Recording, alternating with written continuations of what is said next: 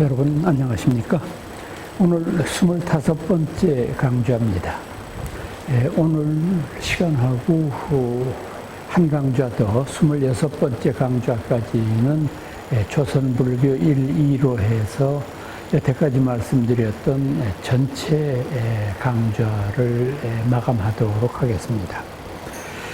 조선시대의 불교를 말씀드리려면 먼저 태조 이성계의 배불정책이라고 하는 주제부터 살펴보는 것이 도리일 것이라고 생각을 합니다. 잘 아시는 대로 태조 이성계라고 하는 사람은 함경도 길주 출신인데 젊었을 때부터 아주 무공이 뛰어나고 특히 활을 잘 쐈다고 그러죠. 명궁 중에 한 사람으로 꼽힙니다. 우리나라에서 이제 명궁으로 꼽히는 사람이 여럿 있는데 이른바 명궁의 조건은 뭐냐 하면은 백보 밖에서 버들잎을 꿰일 수 있으면은 명궁이라고 이야기하죠. 그러니까 젊었을 때부터 굉장히 그런 무공을 타고 태어난 인물인데 이분은 이제 태어나서 활동하던 그때가 고려의 마렵시대 아닙니까? 그러니까 나라의 국운이 상당히 퇴색해 있고 그 틈을 타서 외구의 노략질이 끊이지를 아니하고 사방에서 도적이 일어나서 중앙정부를 위협하고 이런데도 고려조정은 별 힘이 없으니까 그걸 진압을 못하는데 이분은 순전히 개인적인 사병을 가지고 왜구를 박멸하는 일에 앞장서서 굉장히 공로도 많이 세웠을 뿐만 아니라 많은 이들의 신뢰를 얻게 됩니다. 그러니까 그 당시 고려의 최고 명장이라고 하는 최영장군이라고 하는 얘기가 있었지만은 오히려 민심을 얻는 데에는 신예로 등장하는 이성계가 훨씬 더 민심을 애창하고 있었다고 해도 큰 잘못은 아닐 겁니다. 그래서 이제 이분이 새로운 나라를 건국하게 된 결정적인 계기는 이제 여러분들도 역사책에서 배우셨다시피 이른바 위화도 회군이라고 하는 사건입니다. 이 위화도 회군이라고 하는 사건은 고려의 조정에서 당시 고려에 대해서 끊임없는 간섭을 하고 있던 원나라에서 이제 그 요청을 해와서 중국 대륙으로 이제 그 군대를 보내가지고 당시 신흥 세력으로 꼽히고 있었던 요나라 그리고 명나라도 아직 세워지기 이전이니까 이 두 나라를 견제하는 책임을 좀 맡아다하고 이렇게 이제 원나라에서 부탁을 해서 이것을 수행하기 위해서 이제 이성계를 총사령관으로 삼아서 군대를 동원시켰던 것인데 이성계는 출발부터 그것이 탐탁지가 않았는지 처음에는 수락을 하지 않다가 마지못해 이제 나중에 그걸 수락을 했습니다만은 이제 위화도 쪽으로 진군했을 때가 양력으로 11월 경이거든요. 그때는 여러분들 아시다시피 우리나라의 북쪽의 11월 날씨라고 하는 것은 아주 참 힘든 시기잖아요. 초겨울이 시작되는 시점이고 또 진눈깨비가 내리고 이러기 때문에 그 일대가 전부 진흙밭이기 때문에 굉장히 군대가 진군하는 데도 어렵고 그래서 계속해서 개성에서는 이제 이성계한테 왜 빨리 가지 않느냐라고 독려를 하면 자꾸 이제 핑계를 냈습니다. 지금 현재 밑에가 이제 그 진탕이 돼가지고 하루에 20리도 군마가 이제 진격하기가 쉽지가 않습니다. 그런 어려움이 있다. 이제 이렇게 하지만은 실상은 이성계는 그 전쟁을 치르고 싶은 생각이 없었던 겁니다. 그러다가 이제 결국은 결단을 내려서 위화도 회군이라고 하는 것을 단행합니다. 그 군대를 이끌고 곧바로 다시 역으로 해서 신의주를 거쳐서 평양을 거치고 개성으로 바로 진군을 해서 이를테면은 쿠데타를 일으킨 거죠.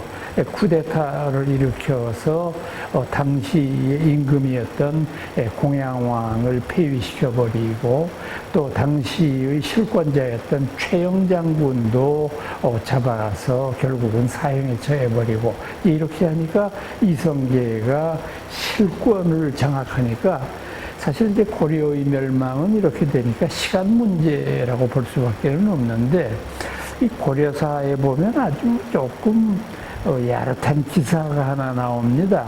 그건 조금 우리가 이 기사의 사실 여부를 확인하기가 쉽지는 않습니다만 기사 내용은 이렇습니다. 기사 내용은 뭐냐면 반야라고 하는 이름을 가지고 있는 여인이 있었는데 그 여인이 이제 공양왕의 후임으로 등극한 우왕에 대해서 지금 저 우왕이라고 하는 사람은 사실은 내가 낳은 아이인데 지금 우왕은 임금이 된 사람은 그런데 저 사람의 친부가 친아버지가 누구냐 하면 신돈이다 이렇게 고변을 해버린 거예요. 이건 나라가 발칵 뒤집히잖아요. 세상에 신도는 지난 시간에도 말씀을 드렸지만 개혁주의자였고 상당히 그 처세술도 능한 사람이었지만은 좋지 않은 성격의 인물로 묘사되고 있는 사람인데 그 사람의 아들이라고 하면은 고려의 우왕이라고 하는 사람은 전혀 정통성도 없고 국민들의 신망을 얻기가 어렵잖아요.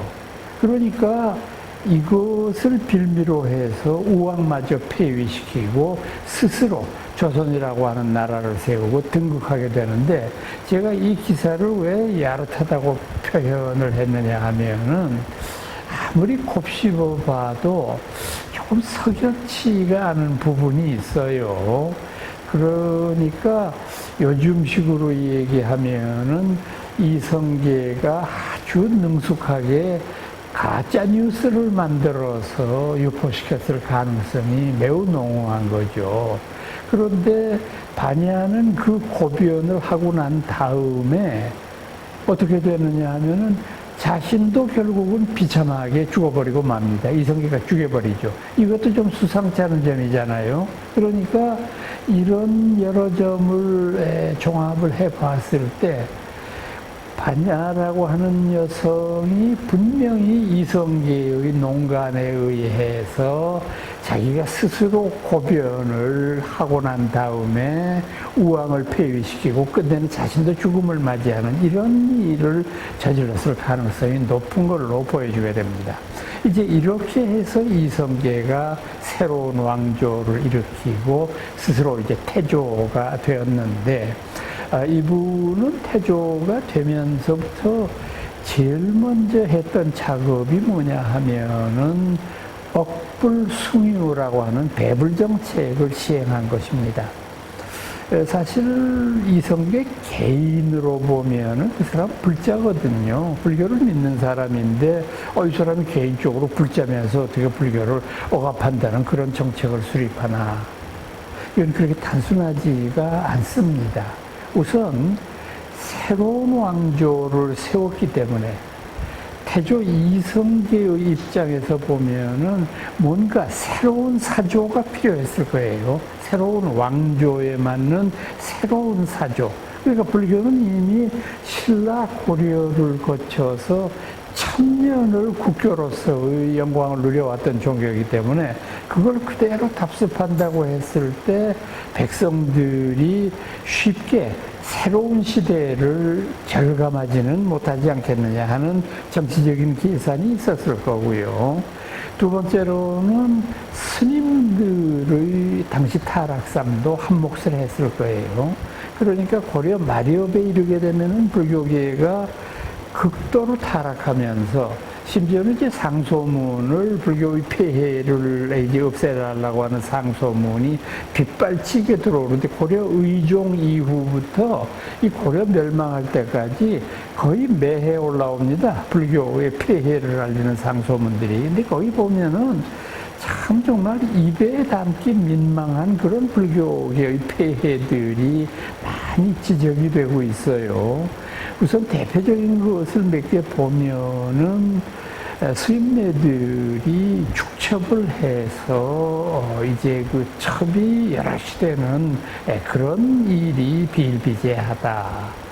또 스님들이 그 당시는 개성이 수도였으니까 개성의 외곽에다가 절을 세우고 개성을 출입하는 상인들에게 강제로 자리세를 요구했다. 그러니까 개성 들어갈 때 세금이랍시고 받고 그다음에 개성에서 일 보고 나갈 때 또 돈을 요구하고 이런 그 좋지 못한 일들이 비일비재하고 이렇게 되다가 보니까 아무래도 민심이 불교에 대해서 굉장히 안 좋은 방향으로 흘러가고 있는 것이 있었고 세 번째로는 그것을 이용해서 이성계는 불교가 가지고 있는 재산을 뺏을 그런 목표가 있었어요. 왜냐하면 제가 조금 전에 말씀드린 대로 이성계는 평화적인 방법에 의해서 고려를 멸망시키고 자신이 새로운 왕조를 일으킨 게 아니잖아요. 쿠데타를 일으켰잖아요. 그러면 쿠데타에 동참했던 이성계의 여러 동지들은 목숨을 건 혈맹입니다. 이성계가 성공했으니까 망정이지 만약에 성공하지 못했다고 한다면 3족 아니 9족이 멸망당하는 그런 것을 무릅쓰고 이성계를 도우지 않았어요. 그러면 그런 열성적인 자신들의 혈맹에게 보호를 해야 될 거 아니에요.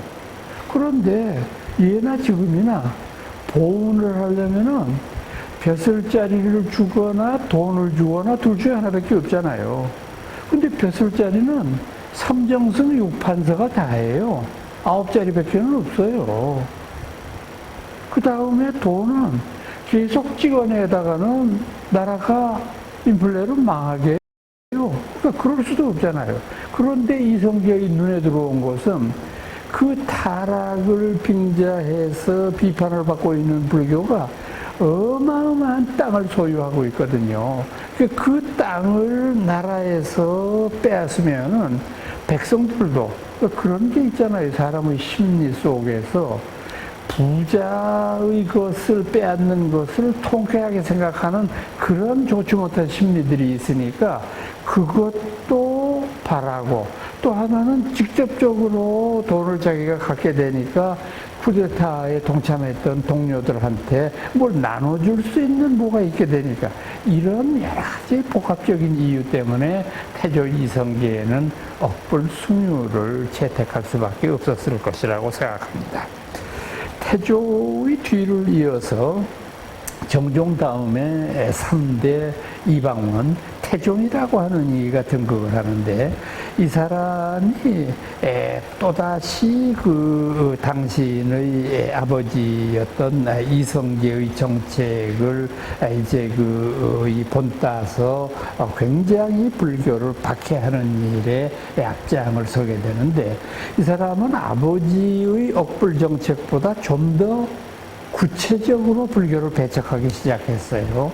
우선 도첩을 폐지해버렸어요.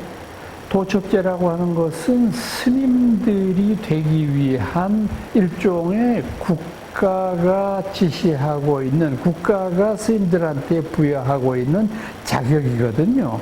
근데 그거를 폐기해버리면 어떻게 되느냐 하면 스님들이 스스로 머리를 깎을 수밖에 없는 거 아니에요. 국가의 어떤 보장이 없는 거고. 그러니까 심하게 얘기하면은 모든 스님들은 그때부터 도첩이 폐지된 그 시점부터 범법자가 되는 거예요. 국가에서 인정하지 않는 지금 그런 자격을 가지고 승려 생활을 하고 있기 때문에, 이렇기 때문에 도첩제의 폐지는 불교에 아주 치명적인 일을 하게 된다. 그 다음에 스님들을 죄인 취급을 하면서 도성 출입을 금지시켜요. 사대문 밖으로 스님들은 들어올 수 없다, 이렇게 만듭니다. 그러니까 어떻게 되느냐 하면 스님들이 천민이었던 그 당시에 가장 불가촉 천민으로 부르던 이들이 백정이었는데, 백정보다도 더 밑에 있는 존재로서 스님들을 정착을 시켜버리게 되니까, 불교는 이제 뭐 더 이상 어떤 그 기사회생의 기미도 없을 정도로 급속도로 무너져 내려앉게 되는 거죠. 그러니까 여러분들이 조선 초기에 불교 배척에 대한 그런 단계를 세 가지로 나누어서 생각을 해보셔야 돼요. 첫 번째는 뭐냐 하면 배불입니다. 불교를 배척하는 거예요. 태조 이성계가 시도했던 거, 우리는 불교를 배척한다, 그리고 우리는 유교를 존중한다라고 하는 배부를 슬로건으로 내걸고 난 다음에, 그 다음에는 어떻게 하느냐 하면은 이런 배부를 구체적으로 어떻게 하면 불교를 억압하느냐라고 하는 억불 정책으로 바뀌게 되죠. 그 억불 정책이 좀 더 발전하게 되면 어떻게 되냐면 척불이 되어버리죠. 불교를 배척하는. 그러니까 불교를 배척하는 단계를 배불, 억불, 척불, 이런 단계로 태조 이성계에서부터 태종에 이르기까지 거행되는 이런 시대로 전락하게 되는 것이죠. 참 여러 가지 면으로 봤을 때 우리 불교가 겪은 가슴 아픈 500년의 서곡이었을 뿐만 아니라, 참 불교의 입장에서 보면 국교의 명예를 지니고 있던 1000년의 위대한 종교가 이제 최하의 나락으로 떨어지는 그런 순간이었습니다. 이런 와중에서 그나마 우리 불교를 위해서 굉장히 노력했던 고승이 한 분 있습니다. 이분의 이름은 함허당 득통이라고 하는 분인데, 본명은 기화라고 불렀던 분입니다. 이분은 1376년에 오셨고 1433년에 입적하셨습니다.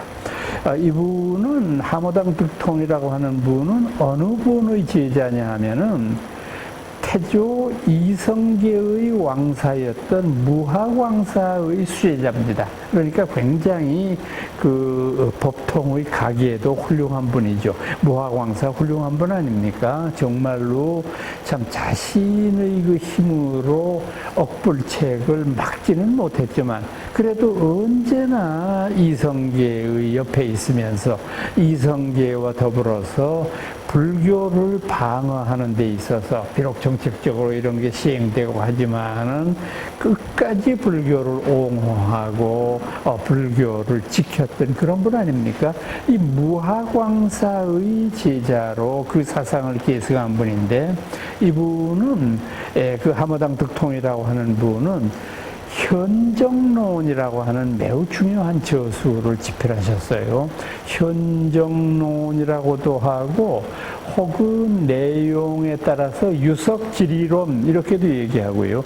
유는 유교를 가리키고요. 석은 불교, 석을 가리키는 거니까 유교와 불교가 서로 과연 어떤 것이 옳고 어떤 것이 그릇되냐라고 하는 것을 서로 토론하는, 뭐 자기 스스로 질문을 던지고 대답한 것이겠지만은 일단 그런 식의 중요한 저수를 남겼는데, 우선 이제 이 현정론에서 여른이 강조하고 있는 것은 뭐냐면, 유교와 불교의 가르침은 본질에 있어서 다르지 않다. 유교 가르침의 핵심은 인이다. 어지린자요. 근데 불교에서 강조하는 가장 핵심적인 것은 뭐냐? 불살생이다. 자유로워야 된다. 자비로워야 된다고 하는 것이 불교의 목표이기 때문에, 유교가 어지러라라고 가르치는 것, 군자들이 어진 사고방식을 가져야 된다고 말하는 것과 우리 불교에서 말하고 있는 불살생하고 뭐가 다르냐.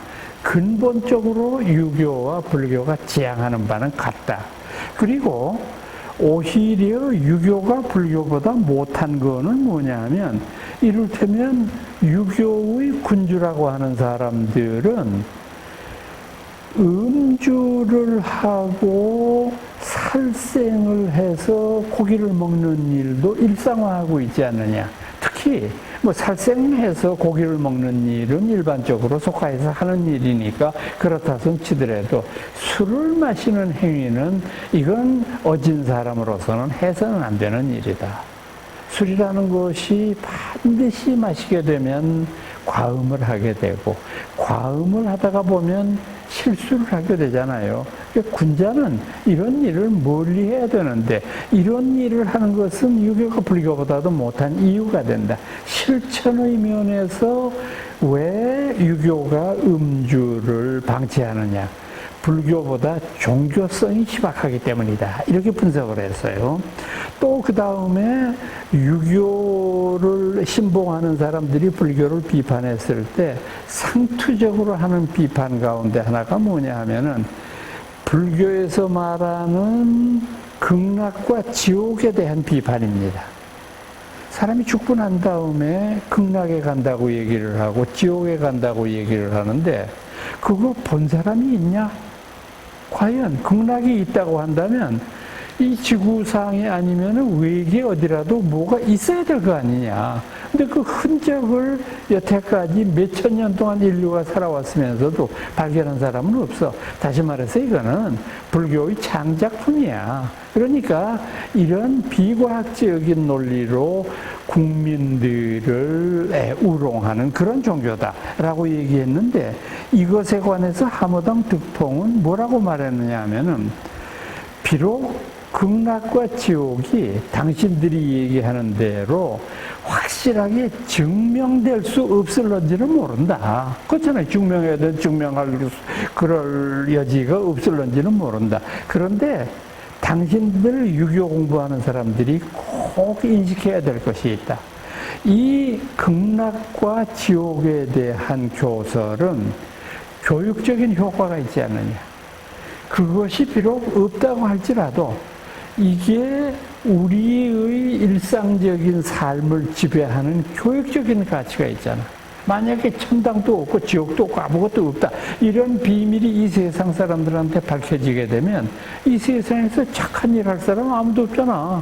그렇잖아요. 살아있는 동안에 그냥 즐긴다는 게 뭡니까? 육체가 그냥 쾌락을 느끼는 것이 즐기는 것의 전부인데, 그렇게 살고 뭐 남을 도와줘? 왜 도와, 남을? 이렇게 온 백성이 살게 되면 나라의 기강도 무너지게 되고, 사회가 가지고 있는 윤리의식도 고갈하게 되는 거야. 근데 우리 불교는 이런 교육적인 효과까지도 염두에 두고 얘기하는 것이야. 라고 이야기를 합니다. 아마 여러분들 제 말씀 들으면서 조금 서운하실 수도 있을 거예요. 어째서 불교 같은 그런 위대한 종교를 유교 정도하고 비교를 해서 불교의 목표와 유교의 목표가 같다는 등 이런 어떤 그 불교적이지 못한 그런 논리를 제시하느냐, 이렇게 속상해 하실 분들도 혹시 계실런지 몰라요. 그러나 여러분들 그 당시 시대적인 배경을 염두에 두셔야 됩니다. 이미 불교를 박해하기로 결정하고 모든 정책을 불교에 분리하도록 수행해서 스님들을 최하층의 천민으로 전락시킨 상황이잖아요. 이런 속에서 불교와 유교가 동등한 가치 기준을 가지고 있다고 하는 주장만으로도 당시로 봐서는 이분이 목숨을 건 행위였을 거예요. 이 사람이 어떻게 이런 유교가 얼마나 위대한데 불교를 가지고 유교하고 감히 비교를 해? 이런 식의 반론이 있을 수 있는데도 불구하고 하모당 득통이 그런 주장을 했다는 것은 참 놀라운 일이라는 점을 염두에 두셔야 되고, 또 한 가지 하모당 득통한테 우리가 굉장히 고맙게 생각해야 될 점은, 이분이 무학자초라고 부르는 큰 스님의 후예라고 말씀드리지 않았습니까? 이분이 금강경 오가해라고 하는 굉장히 중요한 저수를 남기셨어요.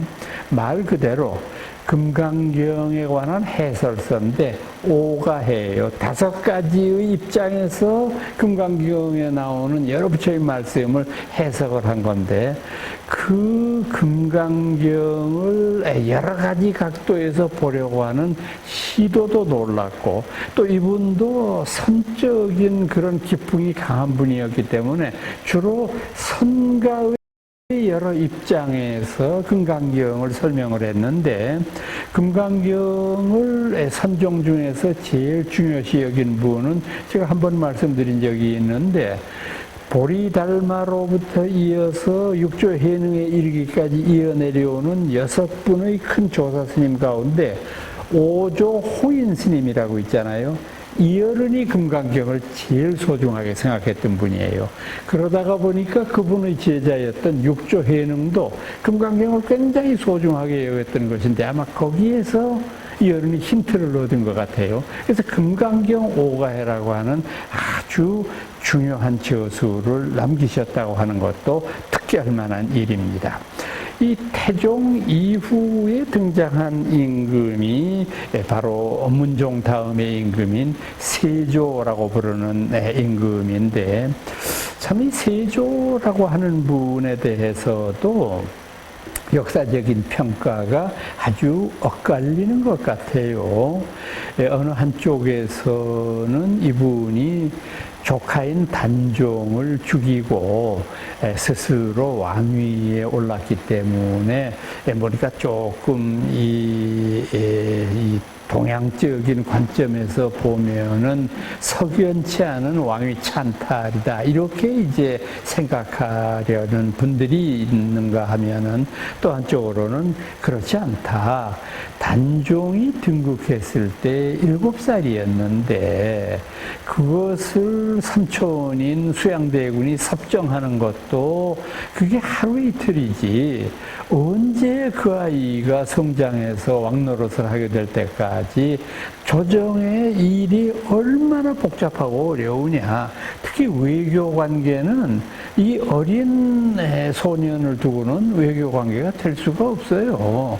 뭐 이를테면 중국에서 사신이 왔다, 일본에서 사신이 조공을 바치러 왔다라고 했을 때 이 7살 먹은 애가 이제 그 의좌에 앉아 있는 것을 보면 말은 안 해도 다른 나라 사람들이 얼마나 우습게 보겠어요. 그러니까 이러저런 여러 가지의 것들을 고려했을 때 참 세조로서는 어쩔 수 없는 결단이다. 세상 사람들의 그런 비난을 무릅쓰고라도 이건 국의 충전이라고 봐야 된다 라고 해석하는 분들이 있어서 조금 이 세조의 등극에 대해서는 극단적인 견해가 있기는 합니다만은, 저는 이 세조라고 하는 임금에 주목하는 것은 조선의 초기에 이루어졌던 배불과 억불, 척불을 이분의 시대에 이르러서 또다시 친불교적인 방향으로 전환시켰다고 하는 점입니다. 이건 굉장히 중요한 점이에요. 고대 사회에서 전제왕권에서 임금이 차지하는 위치가 얼마나 중요한지는 뭐 설명하지 않아도 다 아시지 않겠습니까? 그런데 이 세조가 부처님을 따르는 불제자로서 여태까지 진행해오던 척불 정책을 다 없애고 이것을 새로운 입장에서 불교를 중흥시키는 계기를 만들었다. 우선 보면 이분은 법주사를 중창했죠. 법주사라고 하는 절은 속리산에 있는 명찰이지만은 이 절을 중창시키는 데에는 신미 이미 스님, 수미 스님 두 분의 도움이 굉장히 필요했었고, 또 이분은 장신의 직속으로 간경도감이라고 하는 것을 설치했어요. 간경도감. 그 관서의 제목대로 불경을 간행하는 그런 부서입니다. 그래서 여기에서 간경도감에서 이분은 여러 가지의 책들을 집필을 하고 거기에서 펴내게 되는데, 간경도감에서 만든 여러 불경 가운데에서 가장 대표적인 것은 대승기실론 소별기, 원야대사의 그 위대한 저술, 그 다음에 부모은중경, 그 일반인들에게 가장 알아듣기 쉽게 하기 위해서 부모은중경의 판화까지도 판각해서 그대로 이제 내보내게 되는 것인데, 이런 것을 놓고서 일각에서는 이 사람이 세조가 불교를 이렇게 과도하게 믿게 된 이유는 자기의 어린 조카인 단종을 시해한 것에 대한 보복심리가 아닐까. 그것에 대한 보상심리로서 불교를 믿어서 부처님께 자신의 죄를 이제 그 면책받으려고 하는 이런 심리가 깔려있다. 이렇게 비판하는 학자들이 있는데 그건 모르는 소리예요. 왜 모르는 소리냐면, 이분이 수양대군 시절에 임금이 될 줄은 꿈에도 몰랐을 거 아니에요. 그때 이분이 쓴 저술 가운데에서 석보상절이라고 하는 책이 있어요. 석보상절, 이게 뭡니까? 부처님의 생애예요. 그 많은 배불의 와중 속에서 왕세자로서 부처님의 생애를 쓴다고 하는 것은 대단한 용기이고, 또 그뿐 아니라 이분의 불교적인 지식이 대단했다는 걸 알 수 있잖아요. 여러분들 강의 들으시면서 혹시 제가 리포트 제목으로 부처님의 생애를 써주세요 라고 하면 여러분들 어떻게 쓰실 거예요? 이걸로 A4 용지로 100페이지를 쓸 자신 있으세요? 부처님의 생애를? 이게 보통 일 아니거든요. 또 그뿐이 아니죠. 이분은 나중에 세조가 되고 난 다음에 월인천강지곡이라고 하는 이 가사는 일종의 이제 그 노래곡 같이 되어 있는 것이지만은, 사실은 이 월인천강지곡은 굉장히 불교적인 의미를 가지고 있어요. 월인, 달을 새긴다. 어디에? 천강. 일천개의 강에. 이건 뭔 소리냐면은 달 하나 천강에, 이 말이잖아요. 사람의 마음은 하나지만 그 마음은 일천강에 비치는 달과 같다. 고요한 호수 같은 그런 잔잔한 강 속에서 달은 보름달이면 보름달, 초승달이면 초승달 그대의 모습을 비춘다. 그러나 물이 콸콸콸 흘러내리는 것은 다른 이지러진 모습으로 보일 수밖에 없다. 사람의 마음도 모든 이 세상의 인과 연에 따라서 그렇게 달라지는 것이다 라고 하는 일종의 오페라를 이분이 작사 작곡을 한 것이라고 볼 수 있는 거죠. 또 이분의 생애에서 가장 유명한 것은 아마 여러분들 상원사 다 참배해 보셨으리라고 생각합니다만은, 상원사의 기적이라고 하는 것 아닙니까? 이분이 참 그런 당신의 친조카를 시해한 것이 정말 당신이 왕은 됐습니다만 얼마나 가슴 속에 한이 맺혔겠습니까? 참 굉장히 그 가슴 아픈 일 가운데 하나인데, 그러고 난 다음에 우리가 인과응보라는 말이 있지 않습니까? 그 일 있고 난 다음에 얼마 지나지 않아서 당신의 아드님 왕세자가 병명도 모르는 채 죽어갔어요. 시름시름 앓다가 죽었어요. 그러니까 세조의 귀에 그냥 이 세상 사람들의 조롱소리가 다 들리는 것 같잖아요. 그래, 조카 죽이더니 지새끼도 죽었네. 아이고 참 부처님 제자라며 그렇게 나쁜 일 하고서 어떻게 성할 줄 알았어? 이런 소리가 막 귓속으로 들어오는 것 같으니까 이 사람이 불면증이 오고 잠을 잘 수가 없을 정도로 괴롭습니다.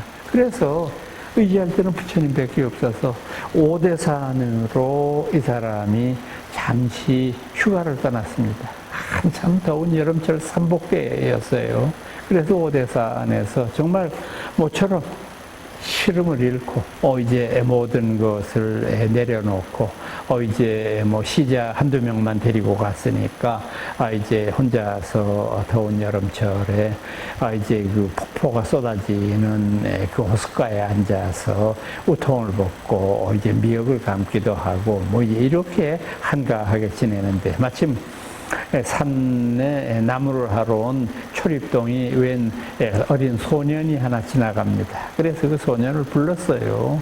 불러가지고 아가 바쁘겠지만은 내 등 좀 밀어주렴. 그래서 뭐 어른이 얘기하니까 예 알았습니다. 그리고서는 등목을 시켜줬어요. 그러니까 참 시원하다. 아이고 고맙다. 그리고 난 다음에 아이한테 농담을 했어요.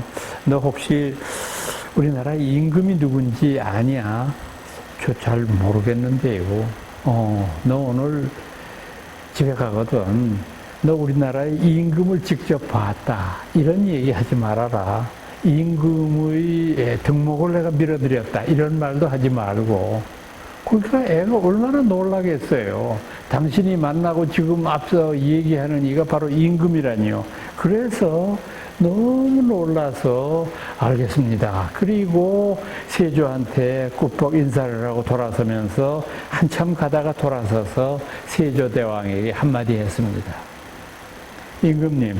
임금님도 어디 가시면 부처님 봤다 그러지 마세요.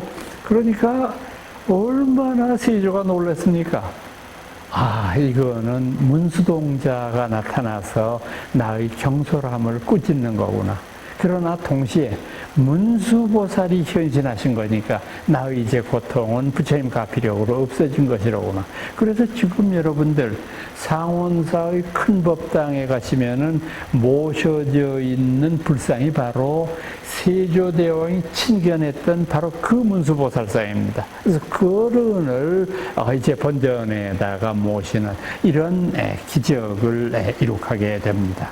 정말 세조야말로 굉장히 신불의 군주로서 우리들에게 기억이 돼야 될 훌륭한 분이라고 생각을 합니다. 이 세조 때에 있었던 또 특이한 스님이 한 분 계셨어요. 어떤 스님이냐 하면은 이분은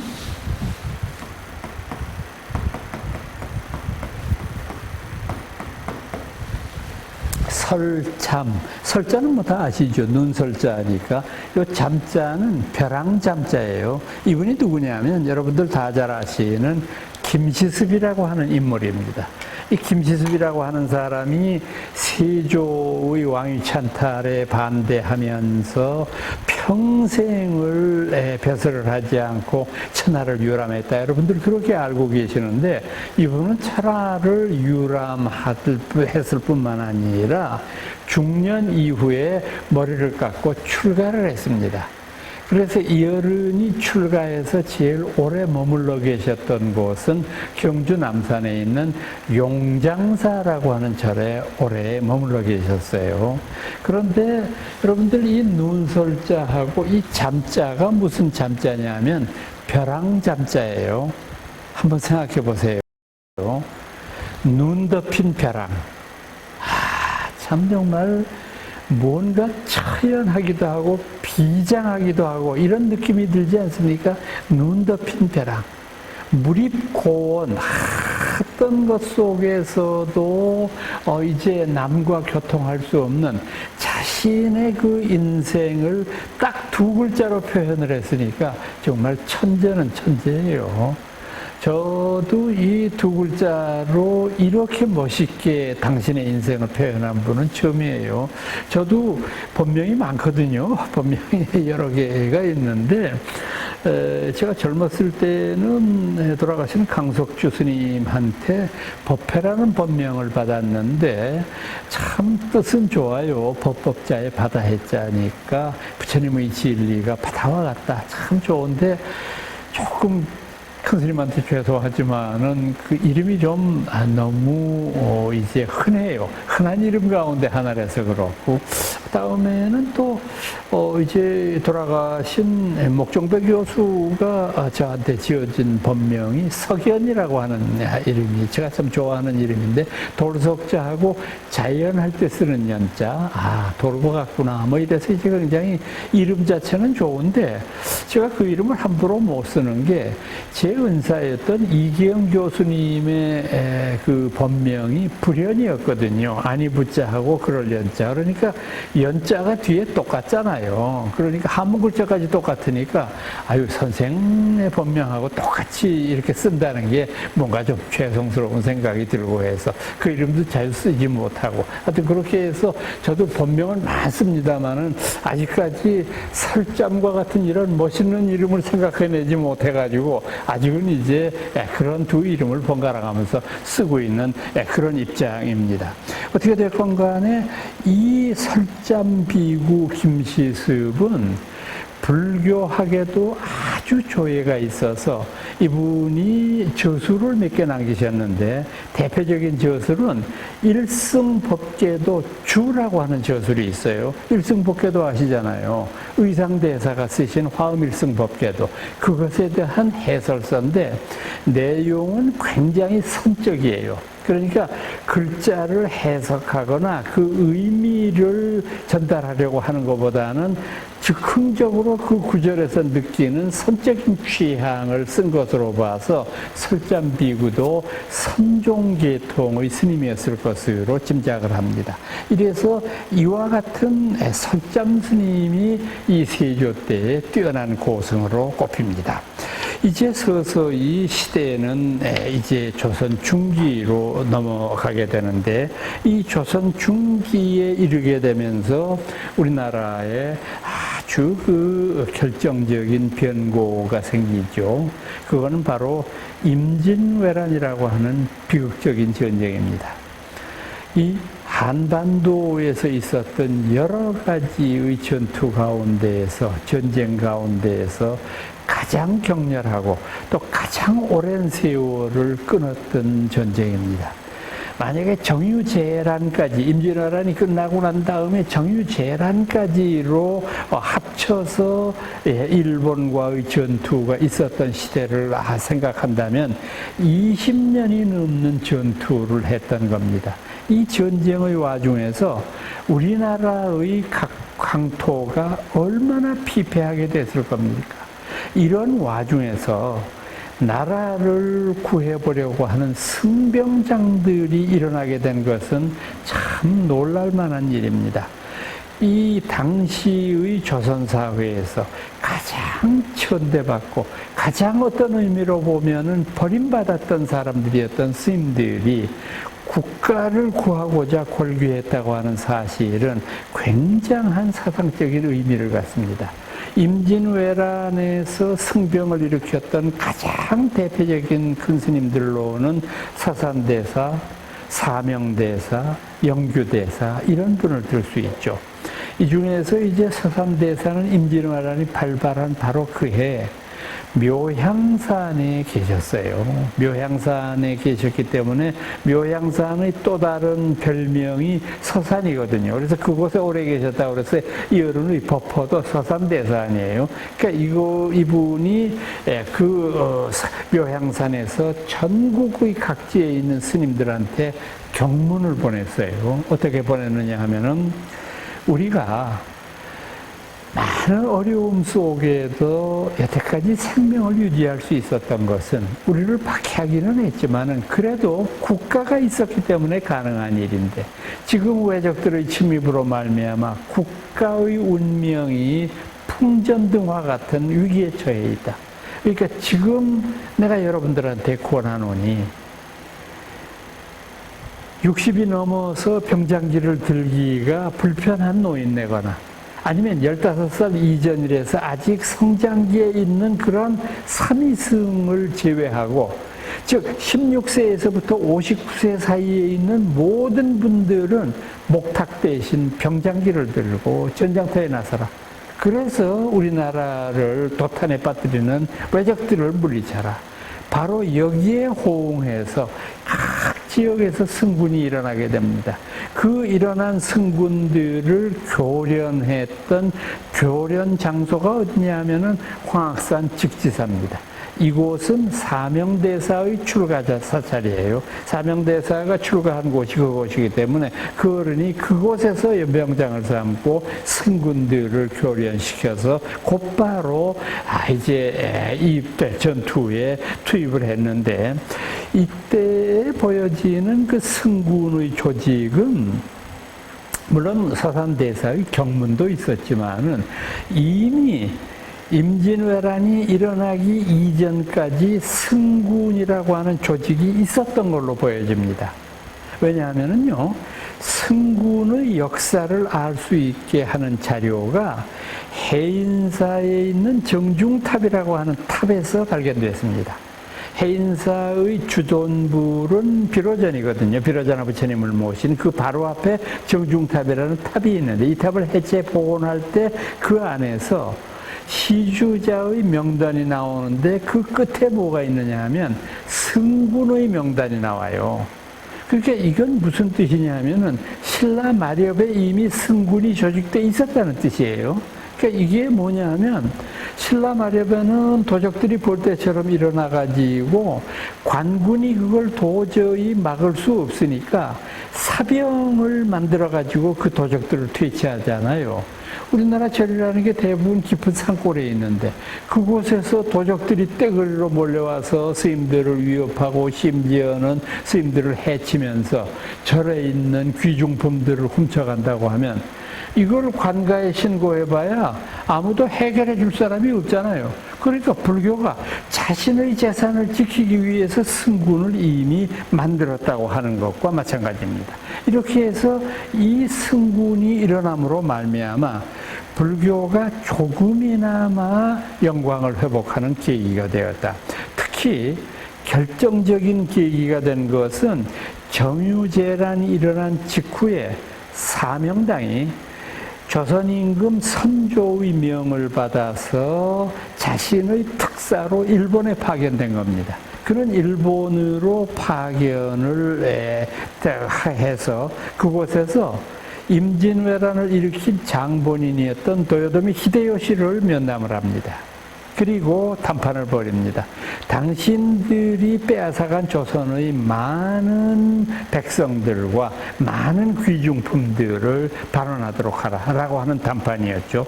그뿐이 아니라 이분은 당시의 일본 정계의 실세라고 할 수 있었던 도쿠가와 이에야스도 만납니다. 이 두 분의 면담 기록도 일본 측에는 그 자료가 아직 남아 있습니다. 제가 이것을 전부를 다 열람은 못하고 일부만 봤는데, 물론 처음에는 도쿠가와 이에야스도 불자였기 때문에 두 분이 한문으로 글을 써가지고 필담을 주고받았던 것이 나오지만 나중에는 분명히 정치적인 이야기도 했을 법한데, 이렇게 함으로 말미암아 이분은 그 당시의 도요토미와의談판을 통해서 뭘 얻었느냐 하면은 5,000명의 포로와 많은 문화재들을 가지고 고국으로 돌아오는 아주 귀중한 일을 했던 것이죠. 이분은 그 임진왜란 당시에도 정유재란이 있기 이전까지도 참 일본 사람들한테는 널리 알려져 있던 인물이에요, 사명당이. 왜냐하면 사명당이 금강산 유점사에 계실 때였거든요. 그런데 임진왜란이 일어나고 일본 군사가 금강산을 침입을 했어요. 그래서 금강산에서 큰 절, 표원사도 큰 절이고 금강산의 유점사도 큰 절이니까 유점사에 와서 거기에서 스님들을 다 모아놓고 그 중에서 대표격인 사람 앞으로 나오라고 그러니까 이제 사명당이 나서니까 사명당에게 그 당시에 이제 그 총대장이 가도 기요마사 가등청정이라고 하는 사람이었는데, 이 사람이 희롱조로 물었어요. 대사, 제가 듣기에는 조선 땅에 불교의 사찰에 보물이 참 많다고 들었는데 유점사에 좋은 보물 어디 없소? 뭐 내가 뒤져서 찾기 전에 그 신고하시지. 그랬더니 사명당이 이렇게 얘기했습니다. 저희 유점사에는 보물이라고 할 만한 것이 없습니다. 다만 우리나라 전체에서 꼽히는 보물이 하나 있긴 있습니다. 그래요? 그 보물이 뭡니까?